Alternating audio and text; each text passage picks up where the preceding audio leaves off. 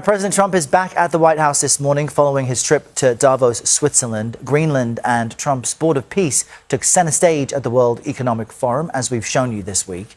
And now we're seeing a growing rift with our northern neighbor. Mr. Trump posting this to social media, withdrawing an invite for Canada to join his Board of Peace. It follows a war of words, so to speak, between him and Canadian Prime Minister Mark Carney.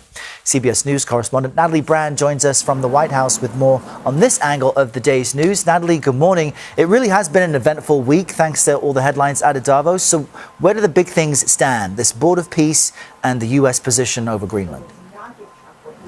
Yeah, good morning, Errol. We have this withdrawal of an invitation to Canada and new frustration directed toward the Prime Minister, Mark Carney, following Carney's speech at Davos, which generated a lot of headlines because in it he said that there is a rupture in the world order. He said that the rules-based order is fading. He did not reference President Trump by name, but talked about some of his policies, tariffs, for instance. He also talked about unpredictability.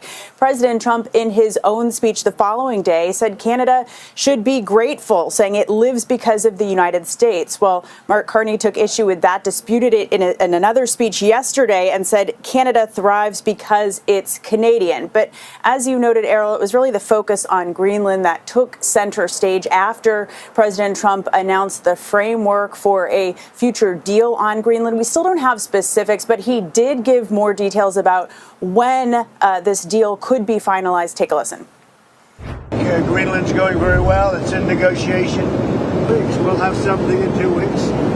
There's a good spirit to get something done, and we have to have a strong freedom. We have to have the ability to do exactly what we want to do.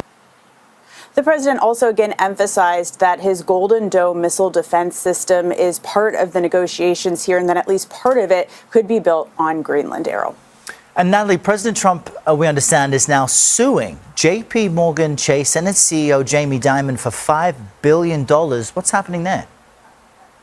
Yeah, the president earlier had previewed that he could be taking this action to sue J.P. Morgan Chase after the bank debanked him following the January 6th Capitol attack back in 2021. This new suit, which was filed in Florida, alleged that Mr. Trump's accounts that year had been closed for, quote, political and social motivations. Now, J.P. Morgan Chase calls the suit meritless and saying they close accounts that create legal or regulatory risk. Errol.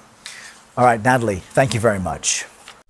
这部影片怎么这么短？别担心，我知道你还想更了解这部影片它的相关背景，那么就快上神队友Blogger，用浏览部落格的形式，依次快速了解这部影片的前因后果，以及事件之后所产生的巨大回响，就快上神队友Blogger吧 ，Let's go！